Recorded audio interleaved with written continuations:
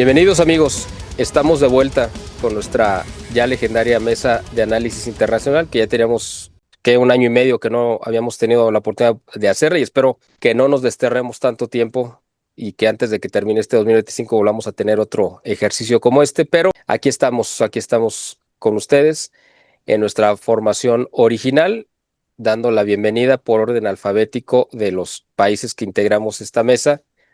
Bienvenido Juan Manuel Suaje Pinto, director y fundador de TLV1 de Argentina. Gracias por estar aquí. Muchísimas gracias, un gusto estar contigo y con Julio en este especial que estamos haciendo, esta mesa de análisis, así que gracias por incorporarme. Don Julio Ariza, fundador y director de El Toro TV y otro grupo de medios en España muy reconocido. Gracias por su presencia, don Julio, siempre es un honor tenerlo, igual que con Juan Manuel. Usted genera espacios de libertad y eso es una maravilla. Yo lo agradezco porque no quedan muchos en el mundo y el suyo es uno de esos espacios en los que uno se puede encontrar a gusto y puede decir las cosas tal como uno cree que son. Así que, y compartir con don Juan Manuel ya, en fin, eso es ya para nota. Bueno, pues qué bueno que estamos aquí y aquí no hay ningún tipo de censura. Aquí podemos hablar con toda la libertad. Yo creo que, bueno, hay muchos temas que vamos a tratar a lo largo del programa. Básicamente nos vamos a centrar en dos, que es el tema de el regreso casi imposible de Donald Trump a la presidencia de Estados Unidos cuando fue descalificado a lo largo de la presidencia de Biden. Trataron de meterlo a la cárcel, trataron de acabar su carrera política, su nombre, su prestigio. Como no lo pudieron hacer y además él arrasó en las primarias, pues intentaron asesinarlo ya como candidato y al final de cuentas, aunque parecía imposible porque si le arrebataron una elección siendo el presidente en el 2020, pues parecía que esto se iba a repetir, pero la gente salió mayoritariamente a elegir a un nuevo presidente y a repudiar todas las políticas de género, las políticas woke y toda esta locura que hemos vivido y padecido a lo largo de los últimos años. Y finalmente Donald Trump regresa a la escena mundial y a partir de esto, bueno, tiene 4 meses, parecería que estamos hablando de que ya tiene 10 años, ¿no? Pero tiene 4 meses y ha hecho una revolución a nivel mundial, ha causado un impacto gigantesco y bueno, pues ese va a ser el primer tema que vamos a tocar. También vamos a hablar sobre este otro terremoto que sucedió en este mes de mayo, que es la llegada, la elección de un nuevo pontífice, gracias a Dios, que ya Juan Manuel, tu paisano, fue a rendir cuentas, después de todo este calamitoso pontificado que nos tocó padecer durante 12 años, y llega un hombre también norteamericano, pero con raíces profundamente hispanas, tanto en su génesis, en su ADN, como en su formación y su ministerio pastoral, que es Robert Francis Prevost Martínez, nuevo Papa León XIV. Entonces, bueno, vamos a hablar de esto y otros temas más. Don Julio, ahora pasando a España, el panorama que ustedes tienen y padeciendo como nosotros acá en México, estos gobiernos de izquierda. ¿Cómo se encuentra en este momento la situación? Hemos visto que ha habido bastante agitación, o cuando menos es lo que se ve acá en México, respecto a ciertos temas polémicos y escándalos que han surgido de Pedro Sánchez, y al parecer, cuando menos es lo que uno percibe, está él también ya enfrentando un descrédito y parece que un repudio de parte, no sé si generalizado, pero cuando menos de un buen sector de la población de España. Bueno, como está. España yo creo que no es una excepción. Lo que sí es verdad es que a veces somos punta de lanza de lo peor. Lo hemos sido en los temas woke, por ejemplo, en los últimos años, con los gobiernos de Zapatero y el gobierno de Sánchez. Y desde luego, desde el punto de vista de la concepción democrática de la política, estamos ya empezando a estar en la cola, ¿no? La Constitución española, que es muy proteccionista de derechos, que es muy garantista en muchos aspectos, la Constitución española se ha demostrado que es incapaz de evitar que alguien que consiga 176 escaños en el Congreso de los Diputados, sobre los 350 totales, pueda convertirse en la práctica en un dictador, en un personaje arbitrario que gobierna sin ningún respeto ni a las normas de verdad democráticas y, por supuesto, contradiciendo sus propias promesas electorales. Es decir, yendo contra sus propios votantes que le han elegido para cumplir un determinado programa político. Y en España lo que tenemos hoy es, en la práctica, es una dictadura. Alguien que toma las decisiones sin tener en cuenta en absoluto los intereses de sus votantes, que se mueve con una camarilla que protege intereses en su mayor parte ilegítimos y que además pone en marcha políticas que en la práctica son insostenibles.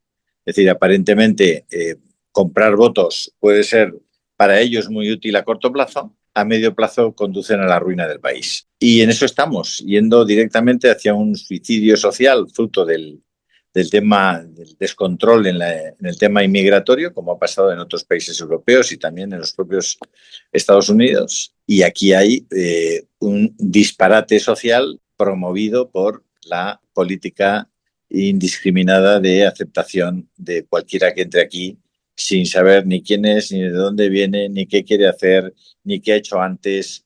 Es una cosa completamente disparatada. Ahora, ya que menciona el tema precisamente de Estados Unidos y con esta llegada de Trump, este regreso, este segundo periodo, ¿cómo fue recibido esto en España? Esa es una pregunta, porque además yo me imagino que para Pedro Sánchez y todo lo que él representa, pues fue como una cubetada de agua helada. Y además estamos Claro viendo que que en sí, Europa, claro a que sí. raíz del triunfo de Donald Trump y las elecciones que ha habido posteriores, desde a partir, digamos, de finales del 2024 y lo que va del 2025, parece que hay una reconfiguración y los votantes se están inclinando ahora a repudiar, igual que en Estados Unidos, todas estas políticas de izquierda progresistas, lo que usted menciona como las políticas woke. Entonces, el triunfo de Trump está ayudando a la oposición, digamos, en España. Esto ha minado todavía más la fuerza, aunque como usted dice, Pedro Sánchez se está queriendo constituir como dictador, pero esto le ha servido de freno. ¿Cómo ha sido el impacto de la llegada, del regreso de Donald Trump a la Casa Blanca para España y para el gobierno de Pedro Sánchez? A ver, aquí hay que considerar varios elementos que usted probablemente conoce. Cuando se producen las elecciones, unas semanas antes, la número 2 del Partido Popular, que es el segundo partido, el partido de la derecha, digamos, tradicional, la número 2 pide el voto para Kamala Harris, dato que hay que conocer. El número 1 del Partido Popular en las instituciones europeas, en Bruselas, el señor González Pons, habla públicamente en una entrevista, menciona a Donald Trump como el jefe de los gorilas o el Uf. gorila jefe. Y, por supuesto, el Partido Popular, a través de su propio presidente, de su propio jefe, de su propio líder, se mantiene muy lejano, muy distante de lo que suponía lo que podía traer Donald Trump a Estados Unidos y al resto del mundo. Por tanto, no ha habido una oposición que pudiera ni felicitarse ni luego beneficiarse del gobierno de Trump. Sí que Vox, que es el tercer partido, sí que se manifestó en todo momento a favor de Donald Trump, pero por una razón evidente, porque la línea de los patriotas europeos está en esa defensa de hacer que nuestros estados, cada uno el nuestro, vuelvan a ser lo que eran, en cierta medida, y sus ciudadanos, sobre todo las clases medias y las clases medias bajas, que son las que más han sufrido a la izquierda, de forma paradójica, esas clases medias puedan beneficiarse de un nuevo concepto de la justicia social. Bueno, ahora vamos a pasar con Juan Manuel sobre este mismo tema. Quiero que nos des tu opinión. Bueno, para el mundo entero fue pues un terremoto la llegada, el regreso a la Casa Claro. Blanca de Donald Trump. Yo creo que para Argentina también, sobre todo para Milei, que Milei no es que represente evidentemente todos los intereses de Argentina, pero una de las personas más cercanas a Donald Trump a nivel internacional, pues es precisamente Milei, cuando menos él así lo ha querido presentar. Yo tengo, sinceramente, y me imagino, por eso te pregunto, para que tú nos aclares, yo tengo mis dudas sobre que si realmente la visión económica, política, social de Donald Trump, pues es la de Milei. Yo sinceramente creo que son, no sé si totalmente opuestas o cuando menos bastante distantes, porque Milei yo lo veo a la distancia como pues un globalista. Eso es la percepción que yo tengo. Y Donald Trump, pues es todo lo contrario, es un hombre que está tratando de impulsar la economía interna de su país para romper precisamente con este esquema de dominación global que implica, pues como tú ya lo sabes y don Julio también, el disolver las nacionalidades, ¿no? Las identidades nacionales. Entonces, eso por un lado. A Milei también, por esta parte del libertarismo, pues lo veo en la parte social, yo no sé cómo sea, qué tan conservador, vamos a llamarlo, sea, como lo es Donald Trump, en el sentido de que socialmente, cuando menos, pues sí está impulsando esta idea de que solamente hay dos géneros, que se ha opuesto al aborto, etcétera, ¿no? Y ustedes no tienen el problema de la inmigración, eso es un tema que yo creo que ni siquiera está en la agenda pública de Argentina, como lo está en Estados Unidos. ¿Cuáles son las similitudes que tiene Milei con Trump y cuáles serían las diferencias? ¿Y cómo ha repercutido el regreso de Donald Trump en Argentina? ¿Los ha beneficiado o no? Y bueno, pues que nos des también una idea de cómo se encuentra actualmente la situación en tu país, por favor. Gracias, Miguel, y aparte después de haber escuchado también a Julio, la verdad que muy valioso su aporte. No cabe la menor duda de que el Trump que llegó al poder en este segundo mandato es bastante distinto del Trump del primer mandato, ¿no? Y después todo lo que costó que llegara, ¿no es cierto?, a su función como presidente de los Estados Unidos. Obviamente lo que generó fue un gran revuelo por todos los planteamientos que hizo. Primero hablar de Groenlandia, después hablar de Canadá, hablar de cambiar el nombre al Golfo de México por el Golfo de Estados Unidos. En fin, todas estas cuestiones tan absurdas que de alguna manera daban que hablar y que muestran, no sé, o un desequilibrio mental en algunos aspectos, o, ¿no es cierto?, generar polémica para distraer la atención y buscar otras vías, digamos, de aplicar medidas políticas y económicas como la verdad es lo que está interesado en armar. No cabe duda de que la postura de Trump es proteccionista y en comparación trayendo ahora el caso del presidente Milei en la Argentina, no sé si es globalista, pero sí un subordinado a la política norteamericana y israelí. Ya lo ha manifestado hasta cansarse, así que no hay una política en la cual diga, bueno, vamos a sentarnos con los países que nos puedan interesar o que nuestros intereses estén en juego y buscar cómo defender nuestros propios intereses. Lo que ha logrado Milei es subordinarse a la política norteamericana e israelí sin ninguna reserva, sin ningún cuestionamiento. Obviamente que a Estados Unidos le conviene, porque Estados Unidos tiene interés, ¿no es cierto?, en las tierras raras, quiere volver a restablecer la economía norteamericana, trata a todas luces de bloquear cualquier tipo de comercio que pueda perjudicar la mano de obra o la generación de empleo en los Estados Unidos. Cosa que en el caso de Milei no es lo mismo. Su función es haber cerrado todas las obras públicas. El Estado es un enemigo, ¿no es cierto? Él es un topo que vino a destruir el Estado, no viene a reconstruirlo ni fortalecerlo. No se hace inversiones en obra pública, espera que el sector privado lo haga. No tiene medidas, llamémosla en términos económicos, que puedan permitir exportar en mayor proporción, ¿no es cierto?, sino al revés, ¿no? Cuanto más importación haya, mejor, porque es más económico, más barato, en fin. Y beneficiar determinados mercados. Así que, bueno, en ese aspecto creo que el presidente Milei está en las antípodas de los Estados Unidos, fuera de yo le pertenezco a los Estados Unidos. Es un poco la visión del presidente Milei.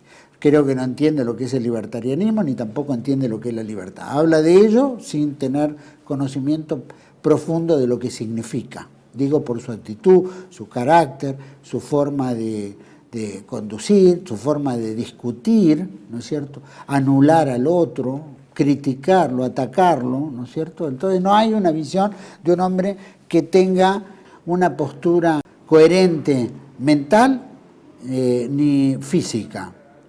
Entonces, en todas estas cuestiones entramos en una disyuntiva. Estados Unidos, por un lado, entendemos que es un establishment muy fuerte. Donald Trump puede o no decir barrabasadas, pero hay toda una estructura que lo va a contener siempre, ¿no? Nunca va a ir más allá. De hecho, en las últimas, por lo menos, medidas económicas que decidió aplicar tarifas, ¿no?, e impuestos a todos los productos que ingresaron a los Estados Unidos, ha hecho su tabla de denominaciones de cuánto debe pagar de impuestos el norteamericano por comprar productos extranjeros, o las tarifas que pone esos impuestos. A China principalmente fue donde mayor peso le cayó, China y muchos de los países asiáticos. Y por supuesto toda Hispanoamérica entró dentro de la misma tabla del 10%, que nos perjudica. En los pocos productos que nosotros exportamos a los Estados Unidos nos perjudica. Pero, bueno, no es recíproco, ¿no? Nuestro gobierno no hace la reciprocidad en productos norteamericanos. ¿Por qué? Porque cree que hay que importar, que los productos ajenos son más importantes, producen mejor, y eso también perjudica a nuestra producción nacional, es decir, la creación de empleo, la estabilidad de todos los argentinos. Entonces estamos en una disyuntiva muy difícil en esa, ¿no? No lo veo fácil ni lo veo parecido. Y como también dijiste, en el ámbito social, bueno, Estados Unidos trata de proteger a sus habitantes, ¿no? Desde el punto de vista de que tiene que haber fuente de empleo, tiene que haber inversión. Las empresas norteamericanas que producían afuera, en China, India, etcétera, tienen que volver a los Estados Unidos y producir ahí, volver a producir petróleo, no tanto importarlo. Es decir, una gama de medidas que obviamente tienden a proteger hasta política y socialmente a los norteamericanos. En cuanto a Milei, bueno, no es la misma postura. Él considera que todo lo que tenga que ver con los temas sociales es un tema ajeno, es un tema que es socialista, es comunista, entonces hay que degradarlo. El hombre tiene que rehacerse porque el hombre tiene la capacidad para hacerlo, y si no la tiene es un lumpen que debe ser eliminado. Entonces, son posturas, obviamente, que son en las antípodas. No hay un concepto de generación de empleo. Está esperando que el sector privado lo haga, tampoco beneficia al sector privado argentino para que se fortalezca, sino que abre lo que se llama el RIGI, un régimen de inversiones que solamente permiten el saqueo, pero no beneficio para la Argentina. Entonces, estamos en una disyuntiva, en una postura muy difícil, muy en las antípodas de los Estados Unidos, pero sí dispuestos a abrir la puerta a los Estados Unidos para que Estados Unidos ingrese y haga lo que quiera con nosotros. Eso es un poco lo que veo, y por supuesto en detrimento del pueblo argentino, porque no tiene el concepto social ni cristiano, en el concepto cristiano económico, y por supuesto esto nos va a traer muchos problemas. Sin duda lo hay hoy en día, ¿no? La mitad de la población está bajo la línea de pobreza, los índices de inflación bajan, pero todo sigue aumentando, los costos son costos que se están pagando como si estuviéramos viviendo en Europa. Se ha transformado en el país más caro en toda Hispanoamérica, inclusive más caro que Estados Unidos, inclusive más caro que Francia. Entonces, no es una política económica que lleve adelante para beneficio de los argentinos, sino la especulación financiera, que es donde más los inversores vienen, invierten y se llevan pinches dividendos, ¿no?, de negocios, porque es más fácil invertir en la parte financiera que abrir una fábrica, que implicaría una cantidad de problemas que no están dispuestos a enfrentar. Entonces, si voy a ganar 30, 40% anual invirtiendo $1.000.000 y me llevo, ¿no es cierto?, el 40%, $400.000 por mi inversión, ¿para qué voy a abrir una fábrica que implicaría una mayor inversión a mucho largo plazo y con todos los conflictos que podrían llegar a ocurrir si cambia el gobierno? Entonces, es una situación bastante compleja la nuestra, pero muy distante a lo que plantea Estados Unidos. Pues de hecho ese discurso famoso de J.D. Vance me parece que fue a Berlín. finales de enero o febrero. En que Berlín. ¿Perdón? En Berlín me parece que fue. En Berlín, exactamente. Yo creo que también fue un golpe directo a todos estos gobiernos, estos regímenes que se han ido, sobre todo por el tema, y también quiero tocarlo con usted, el tema de la guerra de Ucrania y cómo está formado este bloque, ¿no?, de belicistas, encabezado por Francia, Alemania e Inglaterra, con la idea de decir no podemos permitir bajo ninguna circunstancia que se detenga la guerra, necesitamos una guerra que continúe y que termine devastando a los dos países si eso nos conviene a nuestros intereses, ¿no? Esto yo creo que es algo terrible porque España se ha sumado a esto y bueno, hasta donde yo sé, Pedro Sánchez ha sido de los que también está impulsando el ampliar el presupuesto, ¿no? El presupuesto de armas que se tiene que invertir para financiar y seguir alimentando esta locura de la guerra de Ucrania con Rusia. Bueno, yo creo que aquí hay muchos temas. Usted me está tocando el nervio siempre de las cuestiones. No son cuestiones sencillas, ¿no? Ni lineales en sus respuestas. Europa está gobernada por una élite que no ha sido elegida democráticamente. Europa está elegida por unos señores que no han sido elegidos, han sido cooptados por una serie de representantes de los estados, pero en ningún caso los ciudadanos europeos, como es el caso de Donald Trump, han elegido a su presidente europeo o ni a sus ministros, ¿no?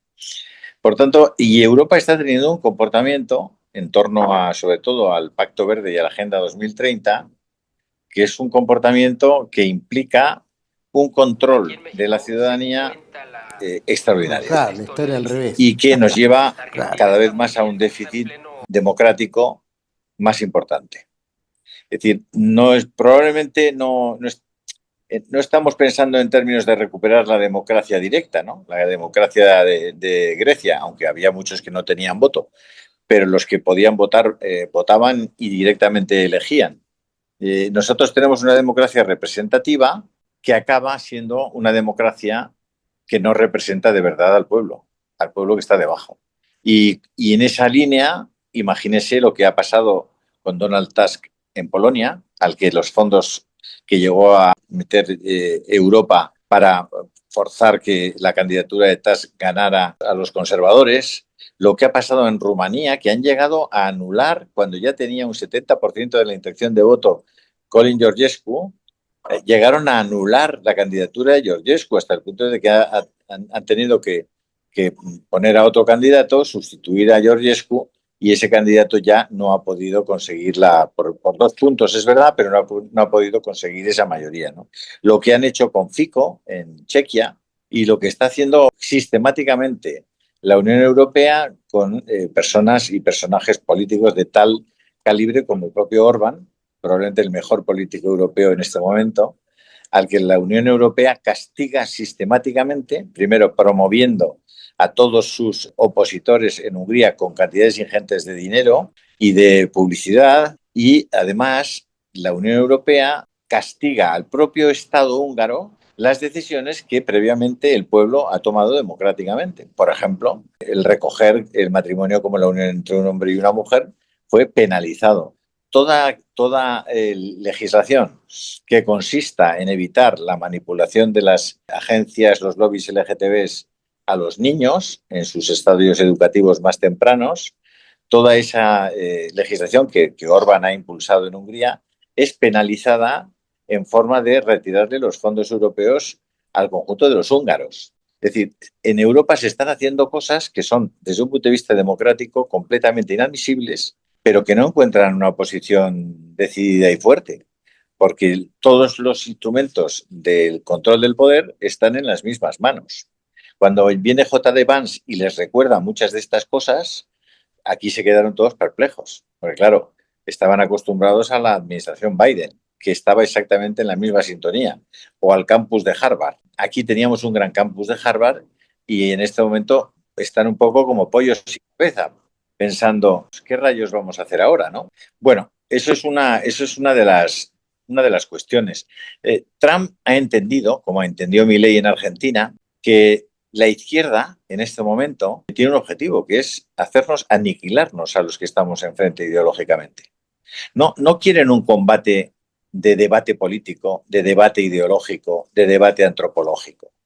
No, quieren matarnos. Quieren matarnos. Bueno, a Trump, además, casi le arrancan la oreja y la vida.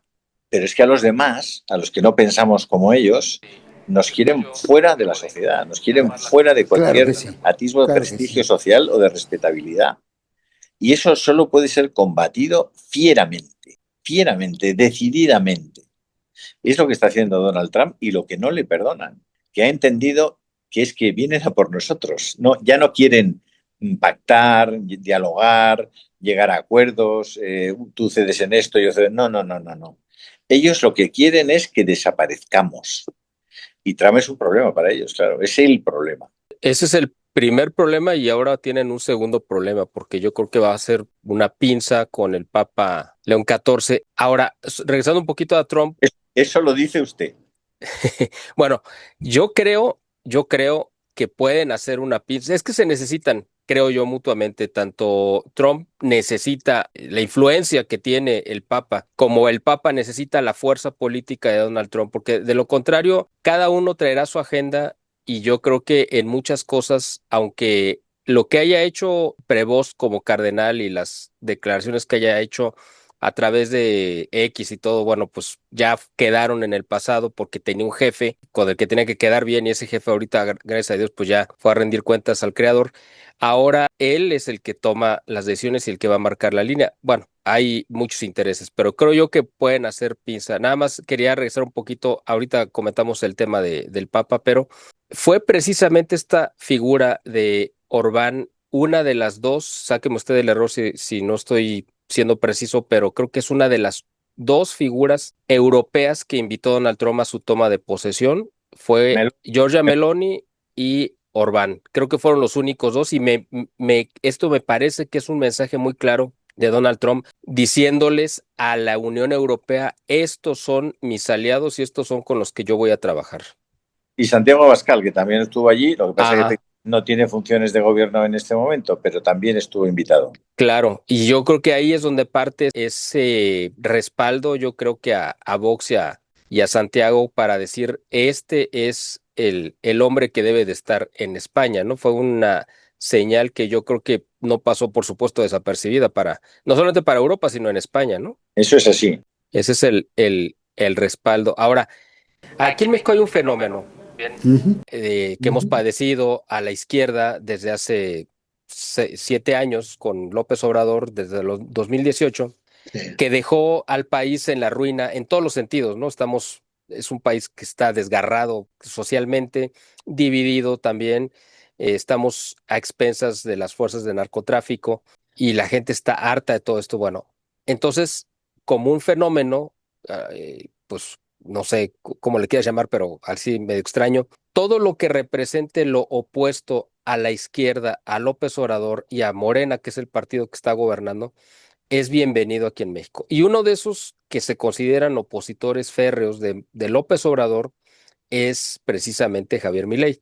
Aquí Javier Milei en México, en los sectores a los que nosotros estaríamos más cercanos, que sería para que la gente lo entienda, no es que nos consideremos como parte de eso, pero para que la gente entienda a lo que me refiero, los sectores de la derecha, que nosotros lo que somos realmente somos identitarios, nacionalistas, patriotas, católicos, eso sería como en lo que realmente nos podemos identificar. Pero para que la gente entienda a lo que me refiero, los sectores de derecha ven con muy buenos ojos a un Javier Milei porque piensan que es el hombre que rescató a Argentina de las garras del kirchnerismo, ¿no? Y de la izquierda y todo esto. Bueno, entonces quiero que tú, a la gente que hace favor de vernos en México, que va a ver este programa en México y en otras partes del mundo, pero aquí a la gente de México, que nos aclares específicamente cómo está la situación realmente económica en Argentina el día a día, porque aquí en México se cuenta pues vamos a decir la La historia historia de al que revés. Argentina está muy bien, que está en pleno abundancia, ¿no? Que rompieron todos los esquemas de la izquierda, que estuvo muy mal con la izquierda, lo cual es cierto, pero que ahora están pues, muy bien, ¿no? Entonces quiero que tú nos saques de pues quizá ese mito y que nos digas realmente cómo está la situación, por favor. Primero te puedo decir que Milei no es ni un iluminado, ni una mente extraordinaria. Es la creación de una especie de caricatura que le sirvió a sectores sionistas liberales, sin duda, financistas, empresariales, ¿no? Para crear este personaje que era disruptivo, era grosero, era de insulto, de reacción violenta, ¿no es cierto? Y crear este personaje que era la única forma de poder llamar la atención y romper con el discurso socialista o progresista, llamémoslo como vivimos en la Argentina, un social progresismo que de alguna manera estaba sumido en la globalización y en todo lo mismo, ¿no? De la Agenda 2030 y todo lo que ya conocemos. Así que bueno, esta fue una creación. Esa creación sirvió, ¿no es cierto?, sin duda, para venderlo como una especie de, bueno, de nuevo producto. Y pegó, pero a través de una gran propaganda, publicidad, etc. La realidad es que este señor llega al gobierno, eran 2 diputados, Victoria Villarroel y él, los únicos 2 diputados, y después viene un acompañamiento de sectores obviamente sionistas, empresariales, mucha plata, mucho tiempo en televisión, mucho tiempo en horas pico, ¿no es cierto?, de los principales medios de comunicación, y por supuesto con la libertad de poder hablar, y la orden que recibían en todos los medios era no discutir con él, no discutir, que él siempre tiene razón. Entonces, no importa lo que dijera, cualquier locura, barrabasada, programas de sexo, por ejemplo, sexo tántrico, que entonces esas cosas que también formaba parte de la farándula, ¿no?, de algo novedoso, grosero, inmoral, sin duda, pero que lo transformaron en este personaje que podía llegar a gustar a los sectores más humildes inclusive, o los jóvenes, que eran los que veían que querían algo que apareciera con una especie de motosierra y rompiera todo. El tema es que cuando uno rompe todo, ¿qué es lo que construye? ¿Qué hay detrás para construir? Ese es el problema. Cuando llega al gobierno, por supuesto, todas las medidas que él se suponía que él tenía, que en realidad nunca las tuvo, sino que eran adoptadas por el partido del PRO, que pertenecía a Mauricio Macri, a la sionista Patricia Bullrich y tantos otros, que se conforman en una especie de equipo, y de ese equipo toma muchas de las medidas del PRO y las aplica dentro de su gobierno, que es desregular la economía, en fin, todo lo que conocemos, cerrar. Sabemos que el kirchnerismo había empleado cientos de miles de personas en diferentes cargos públicos. Era un costo muy grande, y también con buenos salarios, qué sé yo, y bueno, eso también generaba mucha rabia en muchos que trabajan y que están para pagar ¿no es cierto?, a una cantidad de empleados públicos que no rendían ni servían para nada, o por lo menos no se justificaba. Bueno, empieza el recorte del Estado, sacar algunos ministerios, toda esa cosa que sonaba muy graciosa, pero que en el fondo nunca desaparecieron. Esos ex ministerios pasaron debajo de otros ministerios, como secretaría, nunca desapareció. Pero de todas maneras, bueno, se hicieron algunos recortes del Estado que estaban bien vistos por la sociedad, porque era como un descaro del kirchnerismo de generarse una empresa, una especie de empresa de empleo. Hasta ahí todo bien. Van descubriendo poco a poco, no es que van descubriendo, van de a poco lanzando hechos de corrupción o desmedidas económicas del kirchnerismo, porque es lo que les da oxígeno a seguir diciendo, seguimos encontrando, seguimos. Y es más o menos como el tema, ¿no es cierto?, del centro Wiesenthal. Siempre van a encontrar un nazi en algún lugar, ¿no es cierto?, y lo tienen que seguir buscando, y no lo pueden encontrar todos juntos, tienen que ir de a poquito, porque entonces el tema del nazismo sigue permanentemente en boga. Si no, se les termina el cuento, y si se les termina el cuento, entonces pasan a ser, ¿no es cierto?, obvios ante la vista de la sociedad. Entonces, la realidad económica de la Argentina es que hemos pasado a un ajuste brutal, que ese ajuste brutal lo ha pagado la clase trabajadora, la clase media para abajo, porque son los que menos tienen, con aumentos del 2000% en muchas cosas, servicios públicos, luz, electricidad, agua, gas, en fin, servicios básicos, impuestos, barrido y limpieza de las ciudades, en fin, todo lo que tiene que ver autopistas, costo de la nafta, en fin. Un aumento brutal, que ese es el ajuste que dijeron, venimos a aplicar el ajuste más increíble de la historia, pero están pagando los más pobres. Y después se transformó también, lo tiene a Luis Caputo, que fue ministro de Macri en su momento y que lo echaron por pedido del Fondo Monetario Internacional cuando habían endeudado al país en 50.000 millones de dólares en un proyecto a 100 años. Y que eso abultó la deuda externa, llegando a casi 400.000 millones de dólares de deuda externa, que es el condicionante de la Argentina para despegar, obviamente. Es la usura absoluta.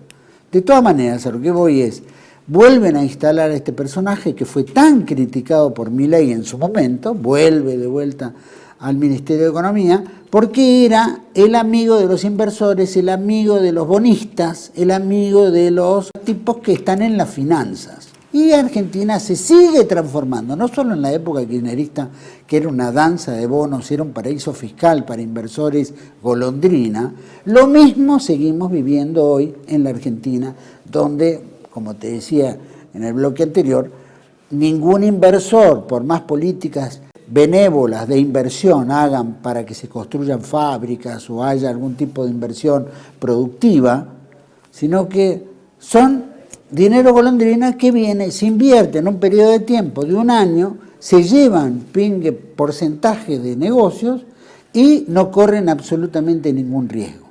Entonces estamos hablando de que hay un vaciamiento económico en el Estado muy grande, hay una ausencia de sensibilidad social, ¿no es cierto? Hay mucha gente que pasa mucho hambre, hay mucha línea de pobreza, por más que digan y que haya bonos del Estado que los siguen financiando, porque hay cada vez más desempleo, hay más bonos y esos bonos los determinan como si fuera empleo. Entonces, bueno, bajó la pobreza porque hay más bonos sociales. No sé si me explico. Apoyo social, subsidios sociales, eso es a lo que voy. Entonces, ¿estamos mejor? No, no estamos mejor. Cada vez estamos peor.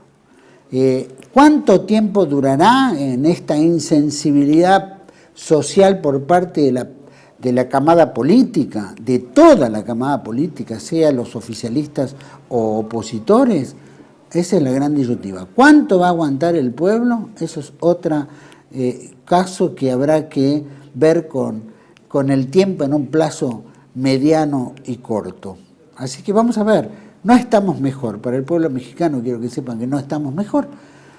Tampoco está el pueblo mexicano, supongo, como está con Sheinbaum, ni la política de Morena, pero tampoco es la alternativa pasar pendularmente de un punto extremadamente al otro, porque el costo social es enorme. Y más en una sociedad mexicana que es muy grande. Nosotros apenas somos 40 millones, 50 millones de habitantes. Ustedes son más de 110 millones de habitantes. Es mucha gente que va a pagar el pato. Sí, aquí, no sé cómo lo ves.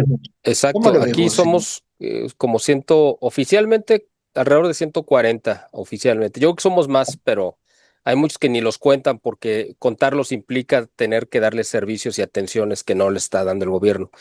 Pero en Estados Unidos hay otros 40 o 50 millones más de mexicanos que viven allá, algunos legales y otros ilegales. También por eso no se puede saber exactamente cuántos hay, pues porque muchos están en calidad ilegal y no quieren que los cuenten.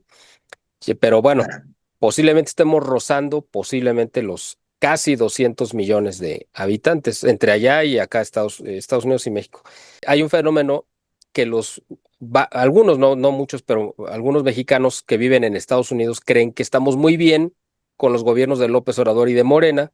Claro, porque ellos no los están padeciendo, ellos están del otro lado, están ganando en dólares y mandan dinero y todo, pero la realidad es totalmente diferente. Pero este fenómeno es muy interesante lo que dices también de cómo se ha dando estos bandazos. Ahora, quiero tocar un tema específico de el Papa León. No sé qué tan escéptico es usted con él, pero respecto al específicamente el tema del Valle de los Caídos, porque él ya estuvo ahí, él conoce el tema. Y de hecho, en su cruz pectoral que usó como cardenal y que la ha seguido usando en algunos eventos especiales ya como papa, porta dos reliquias de un santo español y además de un beato español, el obispo Anselmo. Anselmo, exactamente. Y yo creo que él está bastante sensibilizado del tema de la guerra civil y de quiénes fueron los buenos y quiénes fueron los malos, porque parece que Bergoglio tenía como que la ecuación invertida, ¿no? Él veía a los de izquierda como que habían sido los buenos y a los de derecha los malos, y él básicamente con su silencio y con su inacción le cedió la iniciativa a Pedro Sánchez para derruir, tirar la cruz, para sacar los restos de Franco, etcétera, todas las cosas que ha hecho. Y yo creo, no sé, por eso quiero preguntarle, creo yo que este papa tiene una visión totalmente distinta y creo que ve con me parece, con muy buenos ojos a España y esperemos que eso también tenga que ver para frenar estas locuras, ¿no? De Pedro Sánchez. ¿Cómo ve usted ese tema del No, Papa con España? no sabe usted la confianza y la esperanza que puedo tener yo en que sus palabras se conviertan en actos positivos para dar esa batalla. El Valle de los Caídos debe respetarse, la cruz debe respetarse y no se puede volver a profanar como hicieron con las tumbas de Franco y José Antonio. Aunque ya le digo aquí en voz baja que hay quien dice que Franco y José Antonio nunca han salido del Valle. Esa es una buena y aquí tenemos aquí nos vamos a quedar en este programa con esa exclusiva y no lo vamos a hacer muy pública para que no, no se, no se vayan. Si usted quiere que algo no sea público, escriba un libro y póngalo ahí o dígalo en una televisión. Exacto, en una película que es como lo ha hecho Estados Unidos muchas veces. Exacto.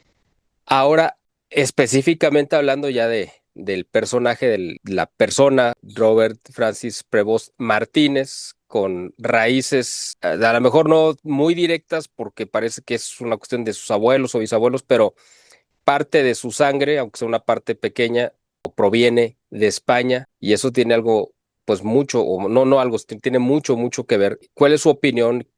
¿Cómo ve usted a este nuevo pontífice? ¿Qué piensa usted de él? ¿Y qué tan escéptico está de que pueda realmente cortar todo lo que lo une a Francisco o lo unía? Yo no soy profeta ni hijo de profetas. Eh, yo me atengo a lo que veo. Y lo que he visto hasta ahora me ha gustado. He visto a un papa que respeta y es profundamente piadoso en la liturgia, y eso a mí me gusta mucho.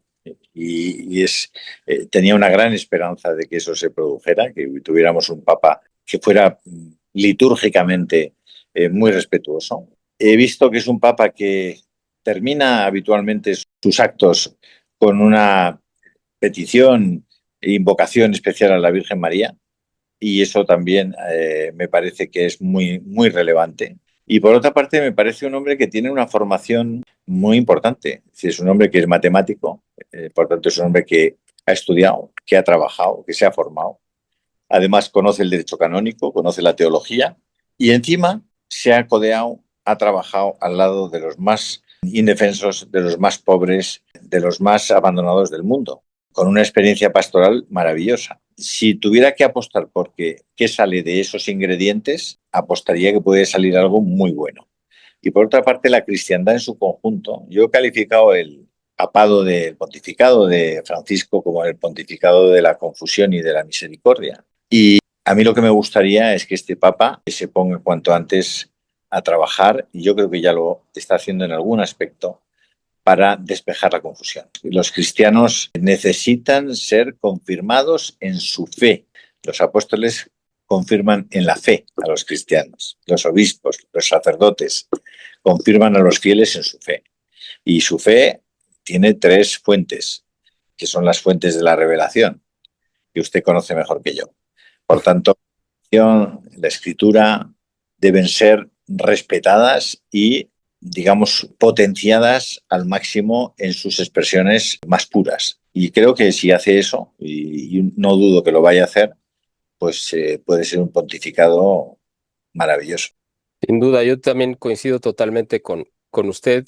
Hay muchos signos muy positivos de este Papa. A mí también, lo que yo he visto, no se puede juzgar lo que no ha sucedido, pero estamos teniendo una evaluación de los actos ya consumados que realmente han sido lo suficiente como para darnos una idea hacia dónde va, pero todavía han sido bastante pocos porque pues estamos hablando de que tiene un mes de que fue elegido, de que lo conocimos, pero tiene toda una historia detrás, como usted muy bien lo marca. Además, el hecho de que sea agustino, que también tienen una formación muy filosófica, pero además él específicamente que proviene y fue formado en el Instituto Angelicum de Roma, especializado en Santo Tomás de Aquino, creo que es otra garantía que le suma a su seriedad, y yo creo que se le nota esa disciplina, ese orden, porque además, bueno, usted fue muy generoso con la descripción que hizo del papado anterior. Yo la verdad es que tengo una opinión bastante desfavorable de esa calamidad que tuvimos durante estos 12 años, pero una de las cosas que sucedieron o de las características era el desorden, ¿no? Que además es muy propio de pues, los regímenes de izquierda, porque este fue un régimen de izquierda en la iglesia. Entonces son muy dados al desorden y a la improvisación y eso provoca confusión, como usted muy bien lo marcó. Ahora, este papa me parece muy serio, muy ordenado, muy disciplinado y eso necesariamente lleva al orden y a la claridad, que es lo que más necesitamos. Estamos hablando de una época muy difícil, por eso la llegada de León XIV, de este nuevo pontífice, que rescate de León XIII las encíclicas que llevan a una conciencia social y religiosa importante, como la Rerum Novarum, que de alguna manera reivindica la dignidad del trabajador, la dignidad del hombre, tanto sea por la explotación marxista como sea por la explotación liberal capitalista. Entonces, son tiempos que justo el péndulo se está dando en países con una extremada insensibilidad social, pero una dedicatoria exclusiva a un liberalismo económico globalista. Creo que es como hasta un milagro que llegara oportunamente un pontífice que de alguna manera ponga coto o por lo menos haga despertar conciencias. En ese aspecto creo que es un milagro. Después, no solo todo tiene que ver con lo social y lo político y lo económico, también tiene que ver con lo espiritual, lo religioso, también salvar almas, no armar una ONG como hizo el antecesor Francisco Bergoglio, mi coterráneo, que se dedicó no a salvar almas, sino a armar ONGs, ¿no? Unas asociaciones civiles donde la iglesia daba de comer, daba de vestir y no cumplía su función fundamental de crítica, de análisis y de salvar almas. Entonces, creo que esta es una oportunidad, ojalá, Dios quiera, no va a ser fácil, pero nos encaminemos hacia otra cosa y que haya un llamado espiritual, moral, universal, que ponga también un poco de racionalidad en todo lo que se está viviendo. Yo creo que este papa sí va a ir a Argentina, ¿no? Y yo creo que lo van a recibir muy bien los argentinos. Yo creo que sí, que va a venir, por supuesto.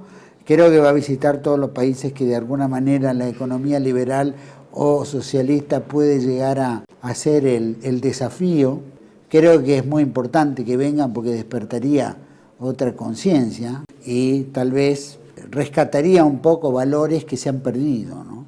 Ojalá, no sé qué pasará con Milei, porque Milei puede ir al Muro de los Lamentos, saltar con la Jabal Lubavitch y todos los rabinos y después ir y comulgar en la Iglesia Católica. Entonces, podemos tener un bipolar tan grosero como el que tenemos nosotros, ¿no?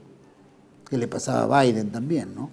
Abortista 100%. Exacto. Y va y comulga en el Vaticano. Es decir, creo que este va a poner un poquito de, espero o rezamos, que ponga un poquito de raciocinio en esto. Además, en Argentina no veían bien a Bergoglio, no lo querían porque ya lo habían ahí padecido muchos años, ¿no?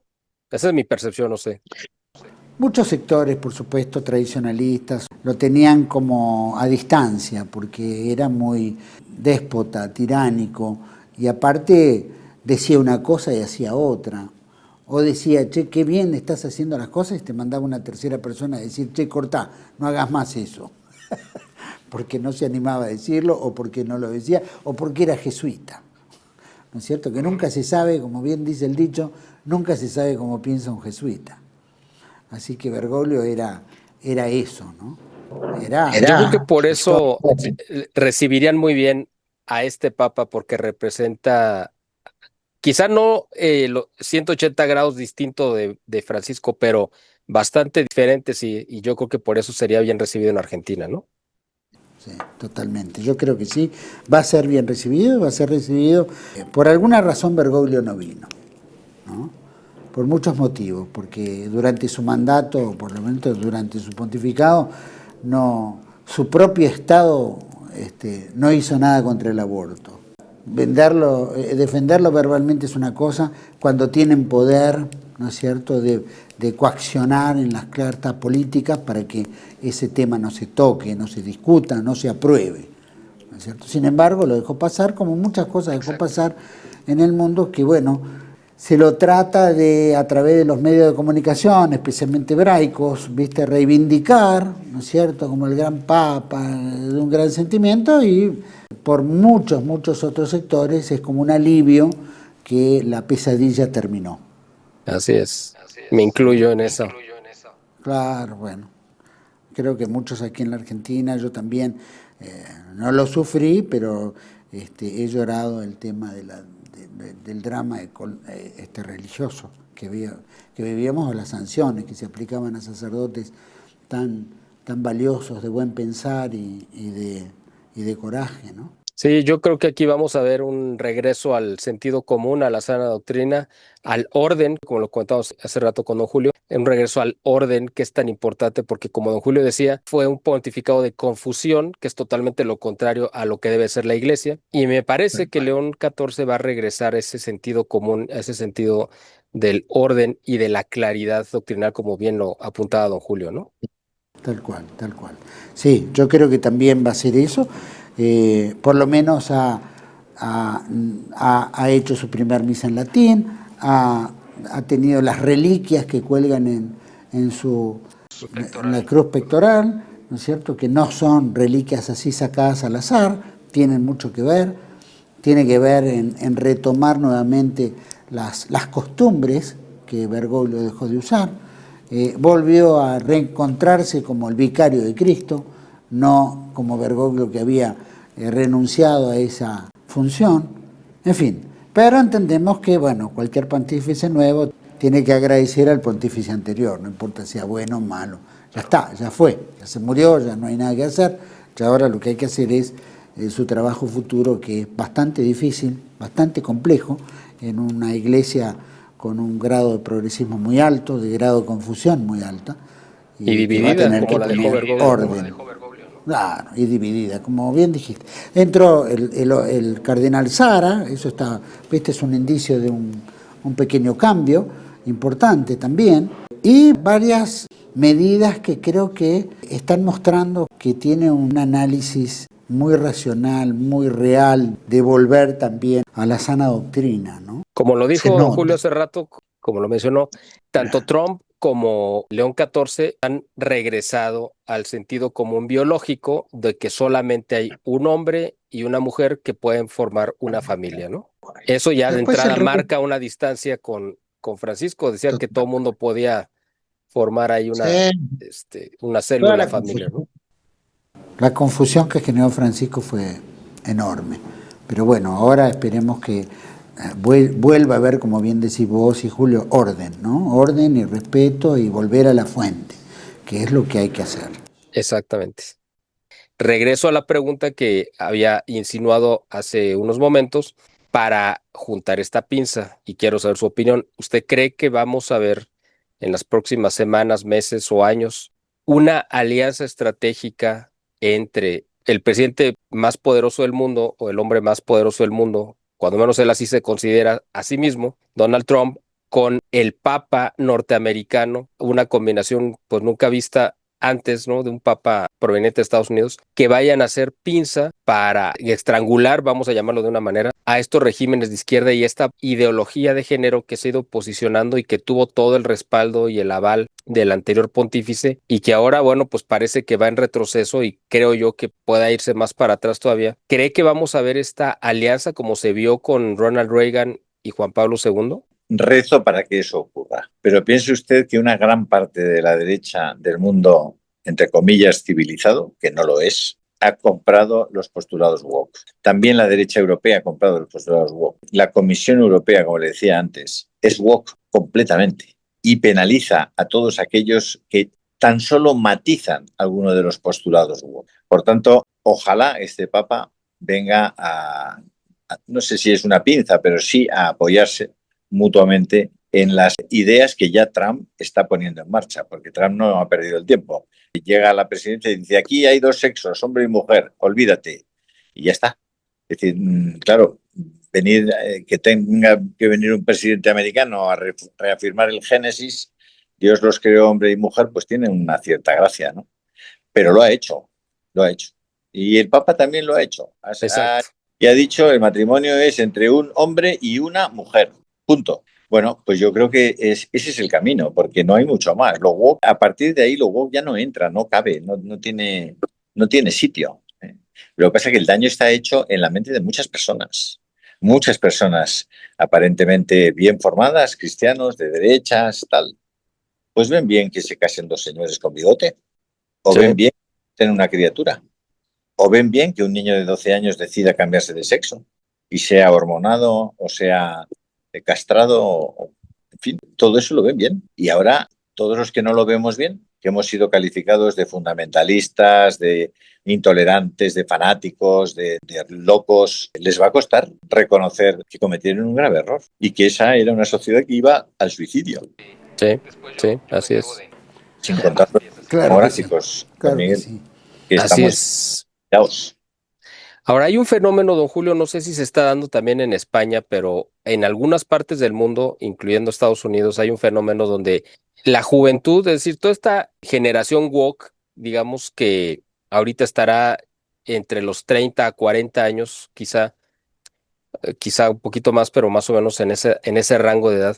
Pero hay una nueva generación que está en los 20, de los 20 a los 30, están teniendo una regresión, al parecer, hacia el sentido común. Y ya esta generación, parte, no digo que todos obviamente, pero parte por alguna razón, está regresando pues a esto, ¿no? Al sentido natural de la vida. E incluso los sacerdotes de la nueva generación, los sacerdotes recién ordenados, están tendiendo al tradicionalismo. Cuando menos es un fenómeno que se está viendo en algunas partes de Europa, en Estados Unidos, y no sé si Lo que pasa es También que aquí no es tan notorio en Hispanoamérica, porque aquí en general la sociedad siempre ha sido tradicional, entonces no es que demos un brinco. Aquí realmente siempre ha sido eso, pero en Estados Unidos y en Europa está pasando ese fenómeno, pero no sé si esté pasando en España también, don Julio. está pasando. En España, clarísimamente, desde un punto de vista político, en este momento, para que se haga usted una idea, entre los votantes de 18 y 25 años, 40% ya afirman que van a votar a Vox. Y si lo subes hasta los 35 años, estamos hablando de más del 30%. Es decir, efectivamente, y entre los sacerdotes que usted menciona, sin duda ninguna, hay un regreso a la doctrina tradicional, a la liturgia tradicional. Eso está ocurriendo, eso está pasando, eso es pendular, eso está pasando. Pero es que estábamos en el vacío. Es que la gente buscaba respuestas y encontraba confusión. Es que hemos metido un busto de Lutero en el Vaticano. Sí. Es que el Papa Francisco metió en el Vaticano, en San Pedro, un busto de Lutero. Es decir, hemos llegado a extremos completamente surrealistas, inexplicables. Y por eso yo confío mucho en que muy pronto veamos salir en una furgoneta de albañilería el busto de Lutero del Vaticano. Bueno, si de hecho se hizo una procesión dentro del Vaticano también, con los cardenales llevando a hombros esta figura de la Pachamama. Yo creo que eso ya es algo verdaderamente, una escena casi del apocalipsis, ¿no? O sea, verdaderamente algo aberrante. Y yo espero y tengo la esperanza de que este papa va por su propia convicción, pero también son políticos, al final de cuentas, y sabe que hay una tendencia, y esa tendencia va en el sentido contrario a lo que hizo y a lo que representó Francisco. Este papa yo creo que le va a tocar, además, si da marcha atrás a estas locuras que hizo Bergoglio, va a tener muy buena acogida de la gente, porque mucha de la gente que se alejó de la iglesia siendo católicos practicantes por todas estas aberraciones que hemos mencionado, ahora están de regreso, están regresando a donde pertenecen, más otros más que ahora se sienten atraídos porque, pues, al final de cuentas también hay que tomar en cuenta que este 2025 es un año santo y debe de haber una infusión especial de la gracia, que no simplemente es un año y ya, un año más, es un año especial decretado por la iglesia, donde Dios permite que haya una, pues, no sé, una acción más palpable, ¿no? Del Espíritu Santo. Y yo creo que lo estamos viendo tanto en la elección de este Papa como en todo esto que estamos mencionando, ¿no? No sé cómo usted lo vea. Yo lo veo exactamente igual que usted. Al final, mencionaba antes el Génesis, Dios los creó hombre y mujer. Y recuerde que en el Génesis, en el momento en que pecan, Adán y Eva, y comen de la manzana, recuerde que están saliendo del paraíso y ya se han vestido porque han sentido vergüenza. Y Dios le dice a Adán, Adán, ¿qué has hecho? Y Adán le dice, ella me ofreció la manzana. Era lo que llamamos aquí un huevón. Es decir, en vez de asumir su responsabilidad, el hombre dice, fue ella, fue ella. Y Dios le dice a Adán, le dice, a partir de hoy ganarás el pan con el sudor de tu frente. Pues ¿sabe en qué estamos? En la renta universal garantizada sin trabajar. Pero vamos a ella. Le dice, Eva, ¿qué has hecho? Dice, fue la serpiente la que dice, a partir de hoy, recuerda el Génesis porque es textual, ¿eh? Le dice, a partir de hoy, parirás con dolor, sufrirás tu preñez, tendrás ansia de tu marido y él te dominará. Recuérdelo, cuando escucha a las feministas, recuerda el Génesis, porque es el gran levantamiento diabólico contra el Génesis. Exacto. Así es.